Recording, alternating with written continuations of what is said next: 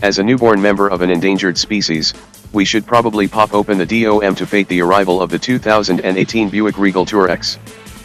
It's a wagon, after all, and if there's anything we automotive writers have been clamoring for is more wagons. Forget those SUVs, we've implored. This wagon over here is better. Just as much cargo space, better to drive. And have you seen it in brown?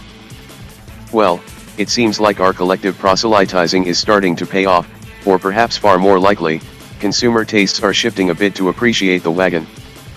Sure, they need to be lifted a bit and sport plastic fender flares to add a wee bit of SUV-ish flavor, but who the hell cares? Beggars, choosers, etc. It's a wagon, and we should be happy it's here. And we are.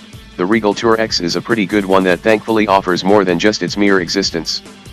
It especially delivers on the space front, which is refreshing since most of today's wagons are not as cargo-friendly as the collective we would like to admit. An Audi Q5 regrettably does have more cargo space than an Audi A4 Allroad. Yet, the TourX has more than both, considerably more in fact, coming in at a certifiably huge 73.5 cubic feet of maximum space.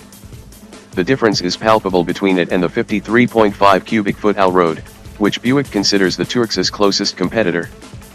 As the below video, somewhat, demonstrates, I was able to cram 12 Patagonia duffel bags into the Allroad, filling up most of the cabin. The same amount in the TourX left tons of residual space. You could still see out the back, and loading it all in didn't require a degree in advanced Tetris. There's also a far more useful amount of space with the back seat raised, 32.7 versus 24.2.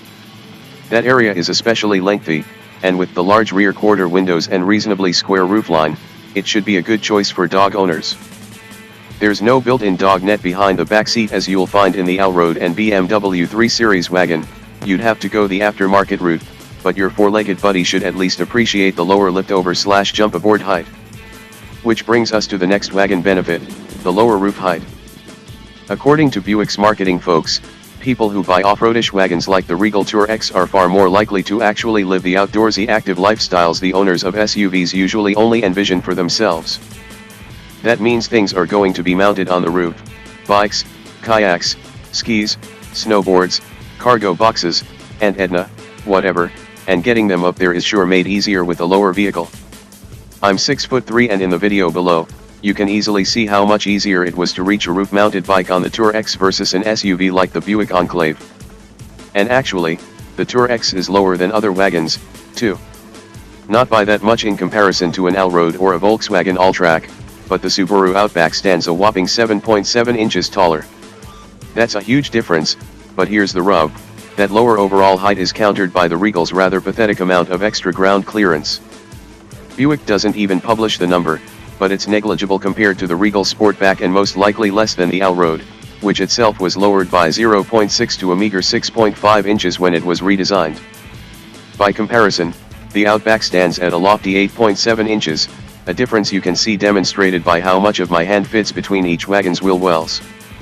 Now, we actually did drive the Regal TourX on a lengthy stretch of dirt road around Sedona, Arizona, but that only demonstrated what it looks like when covered in red dirt. In actuality, anything short of an exotic sports car could have tackled the same rutted road. So what's the deal? Given the Allroad's lowering and the TourX's modest raise, it would seem that today's brand of wagonites are not that interested in extra ground clearance. According to the Regal's lead development engineer Mike Mueller, it was determined that customers were going to choose a wagon instead of an SUV in large part because of the lower roof. Raising the ground clearance and therefore the overall height would negate that advantage. Adding a Subaru-like lift would also lead to pricier suspension components and worse handling. For old-school wagonites who don't need the SUV pretenses, this should be good news, because the Regal TourX handles far better than the crossover norm. Yes, it has higher profile tires than the Regal Sportback, but like its sibling, it can still just as easily be described as planted, stable and almost Germanic in nature. The steering is pleasantly precise, consistent in its effort and just generally does its job without brilliance or foible. And then there's the torque vectoring all-wheel drive system, which sends power to the outside wheels to increase grip while cornering. In slippery conditions, it can also shunt as much as 100% of available power to a single wheel if necessary, although, as Mueller points out, you'd have to have 3 wheels dangling off a cliff to achieve 0% grip. And there's no shortage of power for it to work with. A 2.0-liter turbocharged 4-cylinder is standard, producing 250 horsepower and an especially noteworthy 295 pound-feet of torque that gets the 3,708 pound TourX moving with authority. That compares to 252 HP and 273 lb-ft in the 3,825 pound Allroad, while the 3,893 pound Subaru Outback 3.6 RS Flat 6 musters 256 HP and 247 lb-ft. The Outback Space 2.5 Flat 4 has a mere 175 HP and 174 lb-ft. That weight and power advantage translates into a key overall advantage for the Regal, especially compared to the Subaru. Acceleration is indeed strong, but the Regal never feels as energetic or inspiring as its power numbers suggest. Blame the doughy throttle response and the Aisin-sourced, Japanese-built 8-speed automatic that's too slow to downshift from fuel economy-friendly upper gears. Perhaps a sport mode should be in order, but as it stands, at least the Regal TourX manages fuel economy of 24 mpg combined. That's 1 mpg less than the Audi and 2 better than the 6-cylinder Subaru. The base Outback gets 28 mpg combined. For many, that could be a reason to stick with the car that started the whole off-roadish wagon trend in the first place. A lower fuel bill will be preferable to 295 lb-ft of torque. The Outback essentially matches the TourX's huge cargo capacity, boasts that greater ride height, and when comparably equipped, costs about $4,200 less. The comparably powered 3.6R is about $2,000 less. Of course, one could argue, and I'd agree, that the Regal is a far better looking steed than the homely Outback. That alone should earn the TourX customers who've liked the idea of a capacious wagon but were loath to drive a plain Jane Subaru. One could also argue that Buick is a premium brand and the Regal is therefore a more luxurious car, but I'd be less inclined to agree.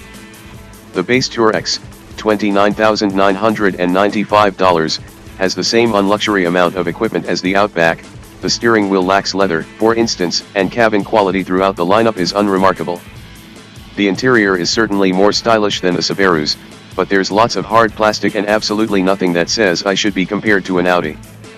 Heck, the 2018 Toyota Camry XLE test car that picked me up from the airport had, albeit subjectively, a more luxurious interior.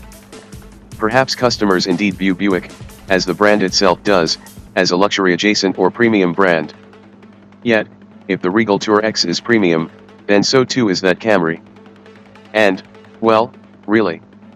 So yes, the 2018 Buick Regal TourX delivers as a wagon. Not only does it exist, huzzah, it handles better than the typical SUV, has loads of space for people and their stuff, and it's low enough to put whatever doesn't fit inside onto the roof. As an off-roadish wagon, though, it's a bit lame. And as a premium vehicle, it really isn't. In other words, the TourX is in essence quite good, it should just drop the pretenses.